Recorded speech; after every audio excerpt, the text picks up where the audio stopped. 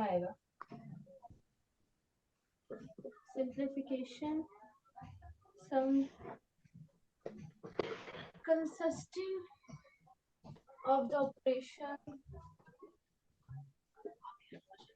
of divide, multiply, plus, minus, first do operation, okay, board marks. अब मैं अगर simplify की बात करूं बेटा, सिंप्लीफिकेशन की बात करूं, तो सिंप्लीफिकेशन का मतलब ये होता है जब आप किसी सम्स को सॉल्व कर रहे हो, यानी कि किसके थ्रू सॉल्व कर रहे हो, बोर्ड मास के अकॉर्डिंग। बोर्ड मास में जैसे कि पहला ब्रैकेट, ओ मतलब ऑफ, डी मतलब डिवीजन, एम मतलब मल्टीप्लीकेशन, एम मतलब सॉरी ए मतलब एडिशन,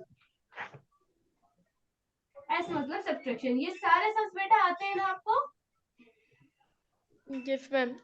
हाँ, तो इन सब चीजों से हम क्या करते हैं बेटा, सॉल्व करते हैं अपने क्वेश्चंस को, उसी को बोलते हैं हम सिंप्लीफिकेशन। सिंप्लीफिकेशन दैट आल्सो मतलब सिंप्लीफिकेशन में आपको सिंपल वे में समझाऊं, जहां हम क्वेश्चन को इजी से इजी वे में सॉल्व करते हैं, सिंप्लीफिकेशन। अच्छा, मैं आपको कुछ क्वेश्चन देती हूँ अभी, वो सॉल्व करेंगे हम साथ में। ये तो आपने नोट डाउन कर लिया ना? Yes ma'am. ओके, इसके बाद ना हम एक क्वेश्चन करते हैं, उससे आपको समझ में आएगा सिंप्लीफिकेशन का यूज कैसे होता है। एक मैं करती हूँ और एक आपको करके दिखाना है। Okay okay ma'am. शयन, ध्यान से देखना ये क्वेश्चन, कभी फिर बाद में पूछो कि मैम मुझसे नहीं आया। देखो क्वेश्चन क्या है।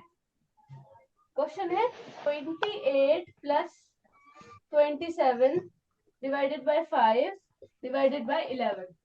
ये हमें सॉल्व करना है। शयन दिख रहा है ना क्वेश्चन? Yes ma'am. ओके बेटा, तो इसको और इसको मैं प्लस करूंगी तो कितना आएगा बताइए आप मुझे। मैम दो 28 प्लस 27,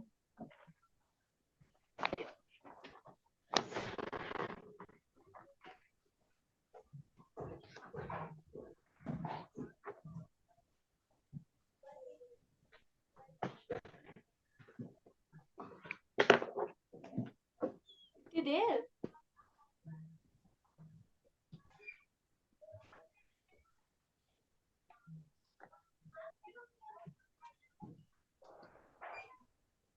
अरे वो कितना आया?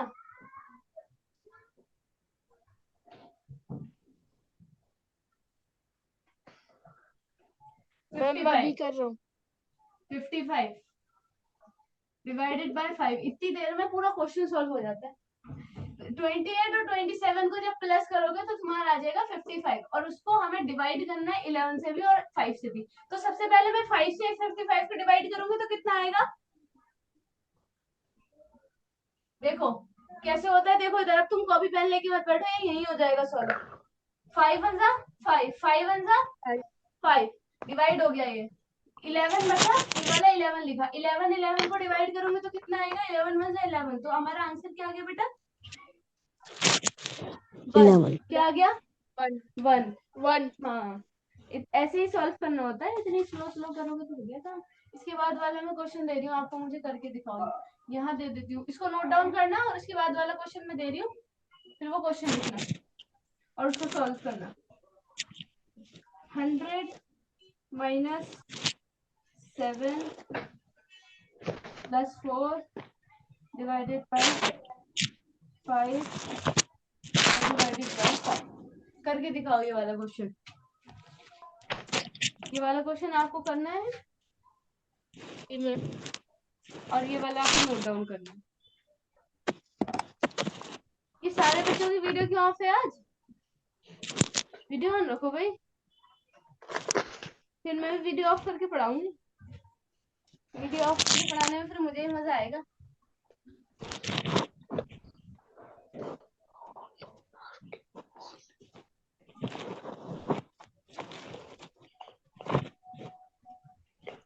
आपने पुरानी क्लासेस में पढ़ा है, तो अब क्या हो सकता है कुछ डिफरेंट हो नंबर सिस्टम में। तो नंबर सिस्टम में सबसे पहले हम 3 रूल्स पढ़ेंगे। कितने रूल्स पढ़ेंगे बेटा? 3 रूल्स। 3 कितने? 3 रूल्स। हाँ, एक एक करके रूल Three. समझे नहीं? हाँ, एक एक करके रूल समझते हैं और फिर जैसे नहीं आएगा तो देख लेंगे। अगर बेटा शयान आपको नहीं आते रूल्स तो देख लेना एक बार रूल्स। ओके रूल नंबर 1, जिसको भी रिवीजन करने हो देख लो। If any Roman numerals are repeated, then result is their sum।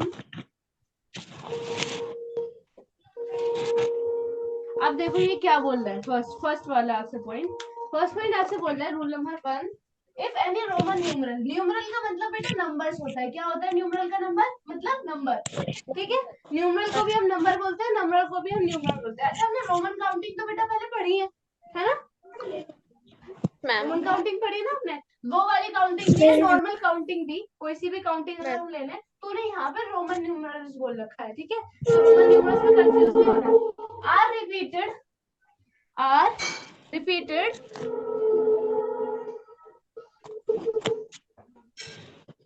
हाँ, are repeated then the result is sum, ठीक है। Then result is their sum. देखो अब मैं बताती हूँ, आप मुझे कुछ नंबर्स दो बच्चों, जो पढ़े रहे हैं कुछ भी नंबर्स दो। 10 ठीक है। 4, सपोज 4, इतनी देर में बोलोगे तो फिर हो गया काम। 3 है ना। अब सपोज कि यहाँ पे मेरा रिपीट हो गया 10, फिर हो गया यहाँ पे 2, ठीक है। इसमें रिपीटेड क्या है बेटा? 10 रिपीटेड 10 रिपीटेड है ना, 10 रिपीटेड। अब सेवन कॉमन लेना आता है हर एक बच्चे को? कॉमन लेना? Yes ma'am. हाँ, ठीक है ठीक है, कॉमन वो लेते हैं। चलो एक बार फिर मैं एक्सप्लेन कर देती हूँ। फिर भी कॉमन जब होता है, जब एक ही लाइन में दो चीज कोई कॉमन होती है तो उसको हम एक बार लिख लेते हैं, ठीक है। अब ये जो नंबर लाइन थी सपोज, अभी मुझे इसको प्लस करके बताओ कितना हुआ, इसका टोटल प्लस करके बताओ जल्दी, फास्ट, स्पीड में होना चाहिए प्लस, बहुत इजी है। 27 47 और 47, ठीक है। 12 12 14, हाँ ठीक है, करेक्ट। 47 very fast. अब सपोज अब मैं इसको चेंज कर दूंगी, कॉमन है ना इसलिए एक बार लिख रही, 10 एक बार लिख लिया, 4 + 3 + 2। किसी को यहाँ तक कोई प्रॉब्लम? No, okay. तो अब यहाँ अब इसको प्लस करके बताओ, इसको प्लस करके बताओ।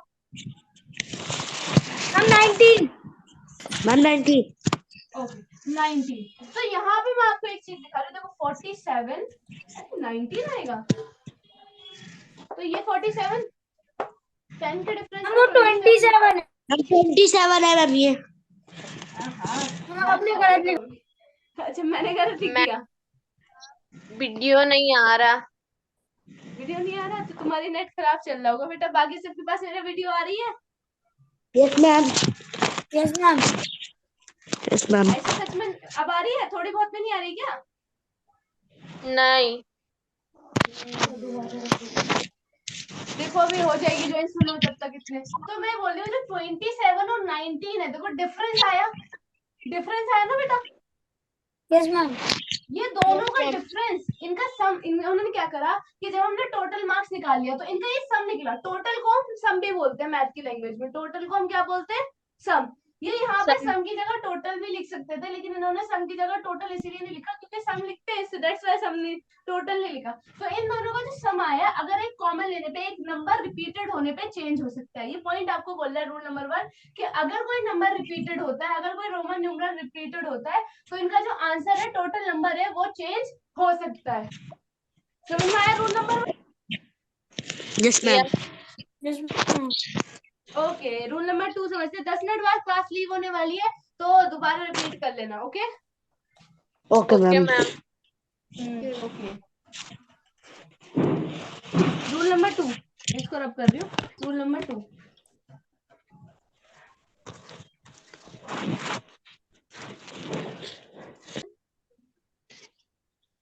ठीक है। रूल नंबर 2 है ये आपका। When a Roman numeral is placed after another, बाकी सारे बच्चे माइक ऑफ रखो, जब आपको कोई प्रॉब्लम हो ना तब माइक ऑन कर देना, बाकी माइक ऑफ रखो।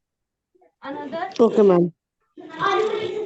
Another of greater value, the value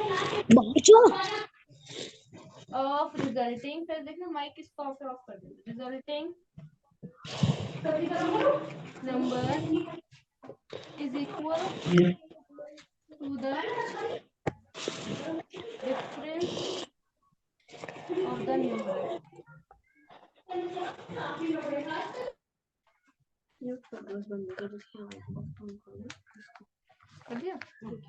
अब देखो रूल नंबर 2 क्या कह रहा है आपका, वेन रोमन न्यूमरल भी हमने डिस्कस करा था, मतलब कि कोई से भी नंबर से हमारे रोमन न्यूमरल्स होते हैं। तो अब यहाँ पे when Roman numeral are placed after another greater value, the value of resulting number is equal to the difference of the number. ठीक है, अब हम समझते हैं इसको एग्जांपल के साथ। आपको ये वैल्यू मान लो वैल्यू ली 50, ठीक है, 50 ले दी मैंने। अब इन्होंने बोला अब एक छोटा when a Roman numeral is placed after another greater value मिल गई मुझे यदि of resulting number equal to the this. ठीक है, अब मैंने यहाँ कोई बड़ी डिजिट ले ली, उसके बाद मैंने मान लिया कोई छोटी डिजिट ले ली, तो इस दोनों के बीच में कितने का डिफरेंस है? 10 का, 10। हाँ, तो इन दोनों के बीच में जो 10 का डिफरेंस है, तो ये यही बोल रहा है कि ये इसके भी बराबर है और ये इसके भी बराबर है। तो रूल नंबर 2 आपको ये बोल रहा है, व्हेन आपने कोई ग्रेटर वैल्यू ले ली, when greater another greater value, आपका जो छोटी वैल्यू होगा, इन दोनों का जो रिजल्ट आएगा, इन दोनों का जो डिफरेंस आएगा, वो इन दोनों के ही बराबर होगा। मतलब 10 जो है वो 40 के भी बराबर है और 10 जो है वो 50 के भी बराबर है। Is that clear students? Yes ma'am. कोई problem? No ma'am. Okay, rule number 3 पे देख चलते हैं। और आपको जो इम्पोर्टेंट लगा करे ना, वो अपनी पेंसिल लेके बैठा करो नोट्स के साथ और उसको लिखते चला करो, ओके, अच्छे बच्चों की तरह। जी,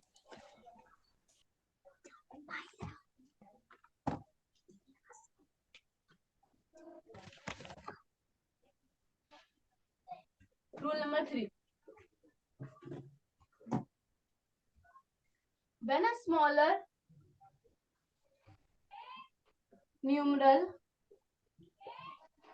is placed between two larger numerals, it is always subtracted from the larger numeral immediately.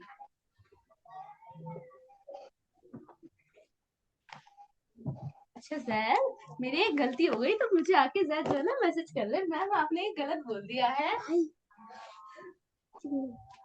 मैंने बोल दिया होगा, मुझे ध्यान नहीं था, बट मैंने देखा कि हाँ काफी सारे लोगों ने उस पर कमेंट करा कि आपने मतलब ऑक्सीजन बोल दिया, कार्बन डाइऑक्साइड। बच्चा आपने भी नोटिस किया चैप्टर नंबर 1 में आई सेड प्लांट्स ऑक्सीजन, क्या बोला था मैंने? प्लांट्स ऑक्सीजन लेते हैं शायद, है ना?